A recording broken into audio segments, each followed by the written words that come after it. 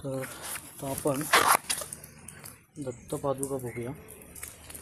थोडंसं तुम्हाला तो सांभाळून यावं लागेल कारण घसरट आहे आणि दत्तपादुका थोडंसं नदीच्या पाण्यामुळे थोडीशी घाण इकडे येते, पण ठीक आहे।